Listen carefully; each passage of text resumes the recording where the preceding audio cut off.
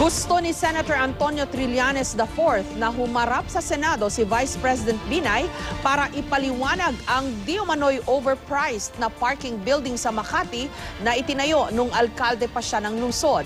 Umabot sa 2.4 billion pesos ang ginastos ng lungsod ng Makati para ipatayo ang gusali na dapat daw nasa 800 million pesos lang. May report si Jamsi Santos. Kung si Senador Antonio Trillanes IV ang masusunod, gusto niyang imbitahan si Vice President Jejomar Binay sa isang pagdinig ng Senate Blue Ribbon Committee. Hiningi niya kasing paimbestigahan ng di umano'y overpriced na parking building sa Makati City na sinimulang itayo noong mayor pa ang vice-presidente. Pero umalma ang senadorang anak ni Binay. Di ba si Presidente Aquino, hindi naman pag may allegation sa kanya, we don't invite him to attend the Senate hearing, di ba? Kung meron siyang issue, meron siyang allegation of corruption or anything, I think the proper forum for him is to file an impeachment complaint against my father.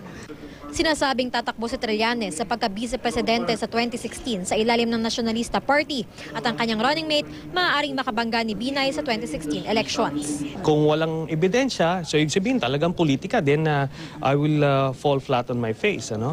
But if not, kung meron naman tayong nakitang ebidensya, delikado yun. Kasi kung yung magiging presidenta natin, magnanakaw pala, kailangan malaman ng taong bayan niya ngayon.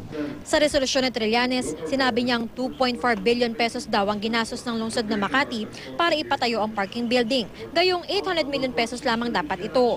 Kaya overpriced daw ito ng 1.6 billion pesos. Ito rin ang basehan ng isinampang reklamong plunder sa ombudsman laban kay Binay at kanyang anak, ang kasalukuyang mayor ng Makati na si Junjun Binay. Pero sa halip na pamunuan ng Senate Blue Ribbon Committee Chairman Senador TG Gingo ng investigasyon, ipinasa niya ito sa isang subcommittee na pamumunuan ng Senador Coco Pimentel.